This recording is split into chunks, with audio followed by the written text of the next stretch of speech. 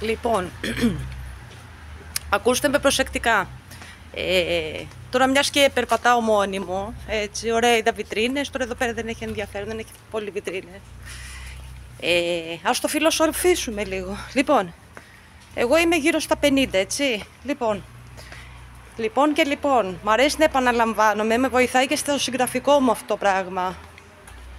Το έχουν αναλύσει πολλές φορές αυτό το πράγμα, δεν με ενδιαφέρει, εγώ δεν ακολουθώ καν όλα στη γραφή μου και ό,τι με βοηθάει στο να κάνω μια καλή συγγραφή θα το κάνω. Είμαι κοντά στα 50, τώρα δεν θέλω να είμαι αθυρόστομη, λοιπόν. Γύρω στα 50 σας, έτσι για να το φιλοσοφήσουμε πιο ωραία το πράγμα. Εκεί γύρω σας πιάνει να φιλοσοφήσετε ποιους θα έχετε δίπλα σας, ποιους δεν θα έχετε, ποιους δεν θέλετε επαφές. Λοιπόν, τις επαφές τις κρατάς, εγώ δηλαδή στο Facebook έχω μέσα το γιο μου και έχω και τον Νίκο, τον Ίσαλο που είμαστε μαζί. Κάποιον άλλον δεν έχω. Τις σελίδες μου μόνη μου τις χρησιμοποιώ, μόνη μου τα γράφω, όπως μου αρέσει γράφω. Λοιπόν, προτιμώ να έχω αναγνώστες μόνο και να είμαι επιλεκτική. Επίσης, δεν με ενδιαφέρει αν θα με επιλέξει κάποιος το να με διαβάσει. Δηλαδή, τι με νοιάζει εμένα, δεν σε προσκάλεσα ρε φίλε να με διαβάσει. Σου έκανα πρόσκληση να με διαβάσεις. Με ακολουθείς. Λέω οποιοδήποτε έχει και οποιοδήποτε συγγραφέας να το πει αυτό το πράγμα. Το ότι γράφουμε και τα προσφέρουμε δωρεάν δεν σημαίνει ότι μας ενδιαφέρει αν είσαι από κάτω, αν διαβάζεις, δεν διαβάζεις ή οτιδήποτε. Όποιος περάσει ας διαβάσει. Λοιπόν, δεν μπορούμε ούτε μπαν να κάνουμε, ούτε δεν έχω ενοχληθεί. Αλλά θέλω να σας πω ότι γράφω, έτσι. Αυτό που είπα και πριν, έτσι πιο πόσο να το φιλοσοφήσω παραπάνω. Λοιπόν, ό,τι έχω να γράψω δεν αντικατοπτρίζει τη δική μου ζωή, τη δική μου άποψη. Εγώ όπως θέλω θα κινήσω τις λέξεις.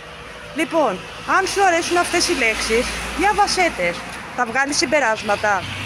Σου λέω, δεν θέλω να είμαι αθυρόστομη, γιατί σαν άνθρωπος είμαι πολύ ήρεμος άνθρωπος και καθόλου αθυρόστομη. Λοιπόν, στο συγγραφικό μου έχω το δικό μου στυλ. Αυτό είναι συγγραφικό όμως. Καταλάβατε, έχει λίγο διαφορά.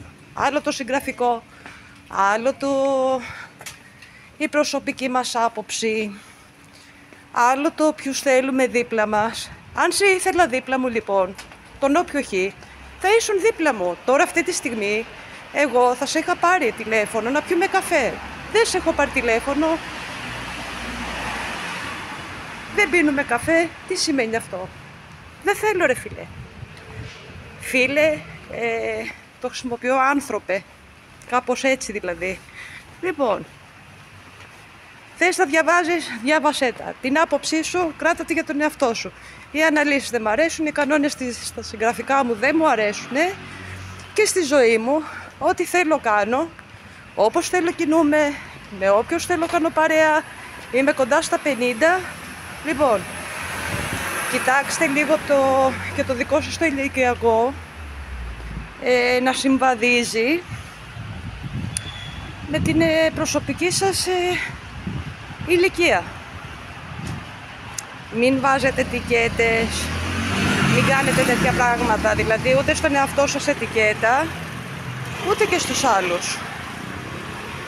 Δεν είναι ωραίο πράγμα οι ετικέτες, το να πεις π.χ.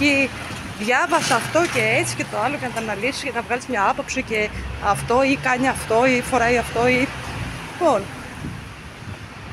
τώρα π.χ. σου λέω τώρα γιατί δεν με νοιάζει. Εγώ φοράω και από πάνω γιατί με προστατεύει από τις ψυχάλες. Γιατί όπως είπαμε και πριν, μαμιέται το σύμπαν. Στις ψυχάλες έρχονται, κάπου πάνε, αυτά. Λοιπόν, έτσι στο ξαφνικό. Και τι έγινε, έβαλα το δεύτερό μου το μπουφάν. Λοιπόν, τι να εξηγήσω, πρέπει να εξηγήσω εγώ γιατί φοράω π.χ. γιατί φοράω δεύτερο μπουφάν. γιατί θα βάλω κόκκινο κραγιόν, γιατί έγραψα αυτό.